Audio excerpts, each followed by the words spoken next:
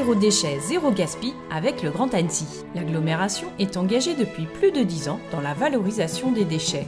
Installation de bacs de tri, formation dans les écoles au recyclage et objectif de réduction des déchets. Mais aujourd'hui, le Grand Annecy va plus loin avec le zéro déchet et le zéro gaspille. Rencontre avec Sébastien Augier, notre spécialiste local. On a déjà été labellisé par le ministère de l'Environnement pour s'engager dans une démarche territoire zéro déchet et zéro gaspillage.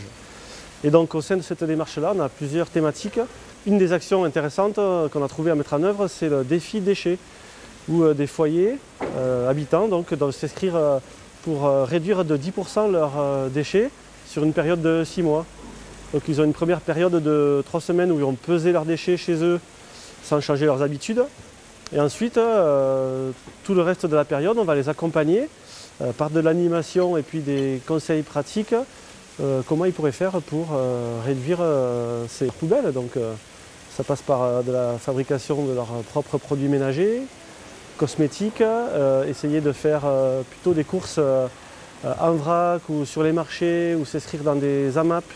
En tout cas, éviter tout ce qui est emballage qu'on trouve dans les supermarchés par exemple.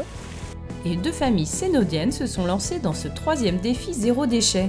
Marjorie David, assistante maternelle, et Laura Chazal avec son blog Graines d'astuces. Première réunion, donc ils ont mis une table en sortant à disposition, donc on pouvait choisir tout ce qui allait nous aider donc à ce défi. Personnellement, moi j'ai choisi le pèse-sac. En fait, le principe c'est de jeter directement la poubelle noire, de la peser avant. Il y a aussi, on doit séparer tout ce qui est carton, plastique, etc. Donc ce qui va dans la poubelle jaune, c'est pareil, on le pèse avant de mettre au conteneur. Et puis le vert et tout ce qui est déchets compostables. Voilà. Donc, et après on les note dans un petit cahier qu'on s'est fabriqué à la première réunion. Donc on note nos pesées à chaque fois et après on leur transfère. Des stop pubs, des informations sur le compostage, 50 gestes pour réduire ses déchets. Bref, toute une batterie d'accessoires et d'informations pour aider ces courageux zéro déchet. Vous pouvez vous aussi vous y mettre en vous aidant du livre Famille presque zéro déchet ou en vous inscrivant au prochain défi déchets du Grand Annecy.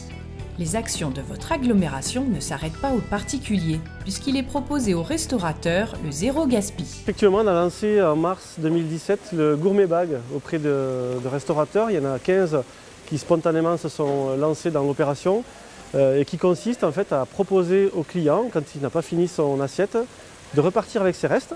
Donc ils sont mis dans une boîte et il pourra finir son repas donc, le soir. Ce qui évite d'une part pour le restaurateur donc, de les jeter à la poubelle. Et puis c'est tout bénéfique pour le client puisqu'il peut presque avoir 2 repas en un.